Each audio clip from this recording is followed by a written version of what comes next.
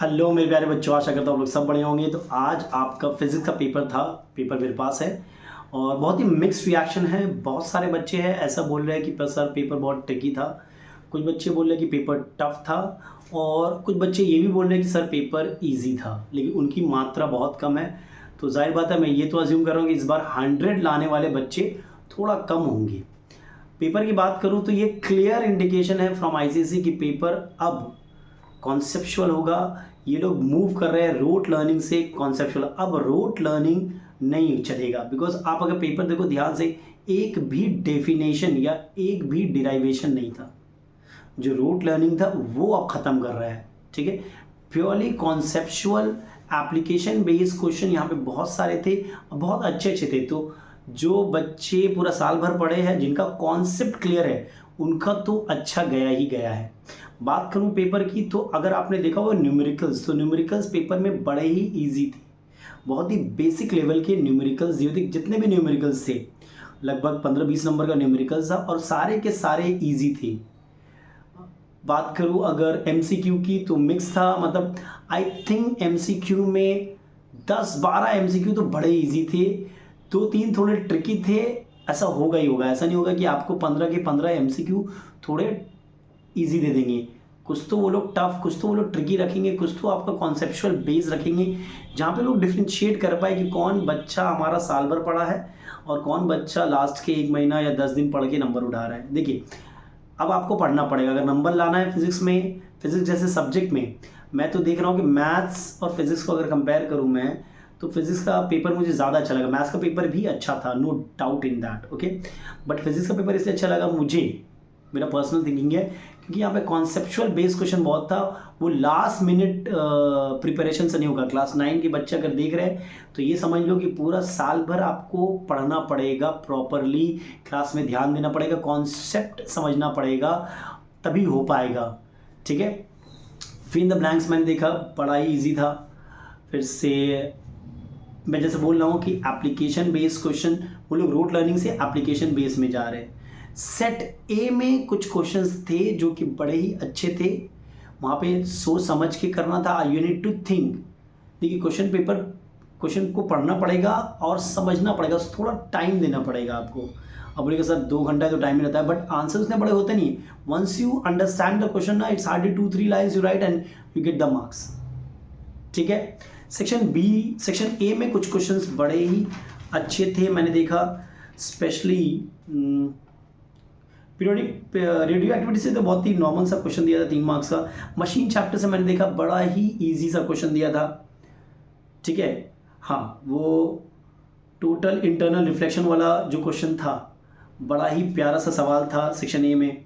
फिर से non uniform kite वाला जो सवाल था, ज़्यादा बच्चों ने क्यों लिख दिया है, उसका आंसर आर होगा, वो भी बहुत प्यारा सवाल था।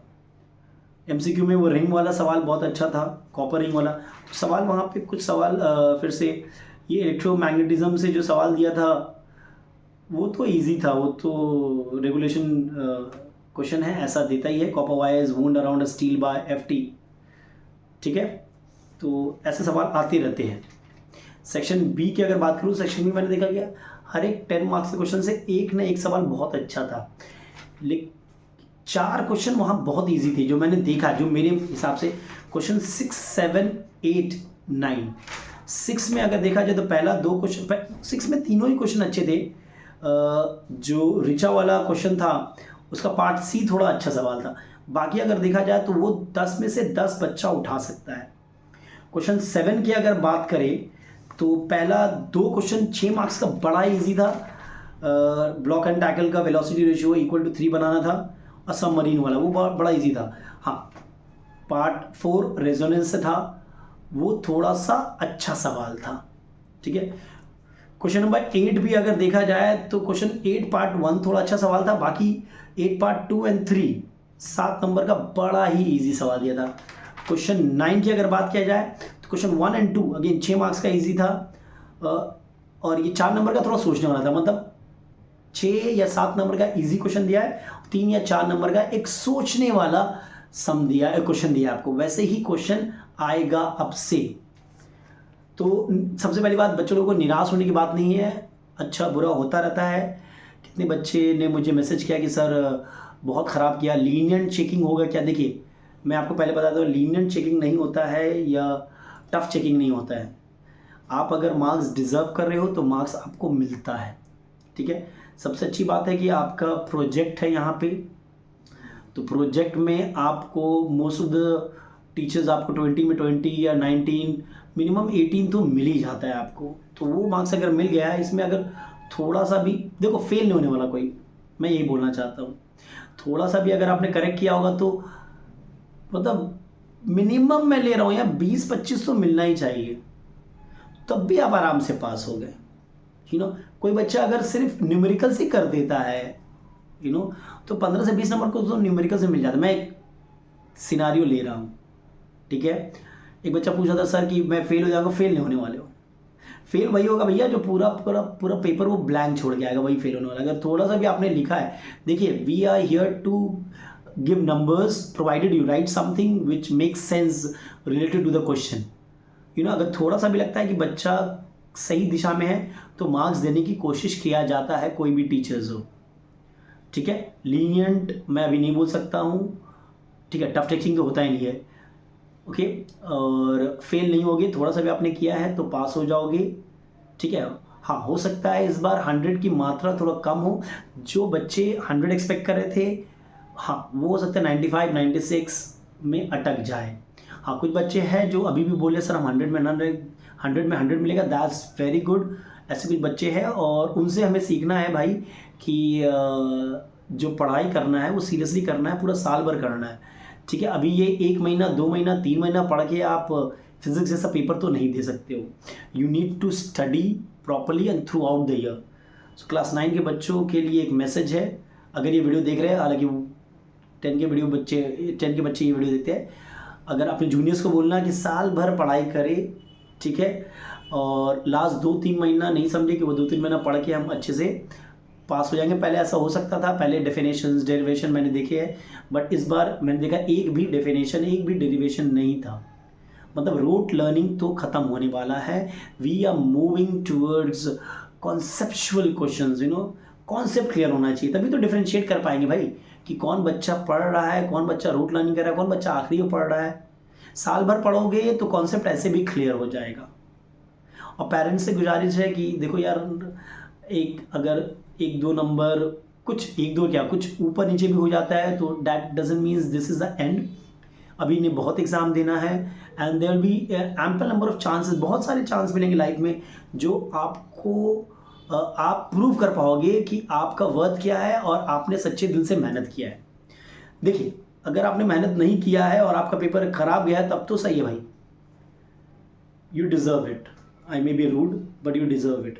हाँ, आपने बहुत मेहनत किया है, फिर भी आपका पेपर उतना अच्छा नहीं गया जितना आप एक्सपेक्ट कर रहे थे, तो यू नीड टू थिंक कि क्यों ख़राब गया है, कहाँ पे मिस्टेक हुआ है। कुछ ना कुछ तो मिस्टेक हो रहा है, उसी को आपको सही करना है। पेरेंट्स से गुजारिश है कि प्लीज़ बच्चों पे गुस्सा ना हो, डांटे नहीं उन्हें, ठीक है। मार्क्स आते जाते रहते हैं। Maybe this paper was if you compare to the previous few years paper, तो ऐसा पेपर नहीं आता था। Of course we are moving towards a change, I believe, जहाँ पे रूट लर्निंग से हम लोग कॉन्सेप्चुअल जा रहे हैं। बच्चे भी, शायद कुछ बच्चे प्रिपेयर्ड नहीं थे, वो लास्ट 10 ईयर्स पढ़ के शायद उस पैटर्न का सोचा था कि हम उसी पैटर्न में सवाल आएगा, तो थोड़ा सा ट्विस्ट हुआ है, ठीक है। I can't say paper was tough or easy, but yeah, it was conceptual. It was for those students who were studying throughout the year, who understand the concept properly. Because आगे चल के अगर वो science लेते हैं तो conceptually sound होना चाहिए। क्लियर है, घबराने की बात नहीं। अभी भी आपके साइंस वालों के 6 सब्जेक्ट, बायोलॉजी एंड केमिस्ट्री है still left. You can prove yourself over there also. ये ज़रूरी नहीं है कि एक अगर पेपर ख़राब चला गया या आपके एक्सपेक्टेशन के अनुसार नहीं गया तो you need to feel low, और आप दुखी हो जाओ, डिप्रेस्ड हो जाओ। बच्चे लोग छोटी छोटी बातों में डिप्रेस हो जाते हैं। आज के बच्चे क्या, कोई भी बच्चे, हम लोग भी डिप्रेस होते थे, लेकिन आजकल मैंने देखा कि डिप्रेस बहुत जल्दी आते हो यार तुम लोग, ठीक है, डिप्रेस मत होना, it's a part of examination way some day is good, some day is bad, some day is not as expected, जैसे एक्सपेक्ट करते हो वैसा नहीं होता है, तो this need to worry, there will be chances, physics में और भी चांस मिलेगा आपको, आप साइंस लोगे क्लास 11-12 में, आपको चांस मिलेगा प्रूव करने का कि आप पढ़ाई किए हो और यू डिज़र्व इट। चलो everybody, best of luck for your next exam, take care, और भूल जाओ जो हुआ, अगर आपके एक्सपेक्टेशन से अनुसार नहीं हुआ है तब भी कोई बात नहीं, there will be occasions. Everybody take care and stay blessed.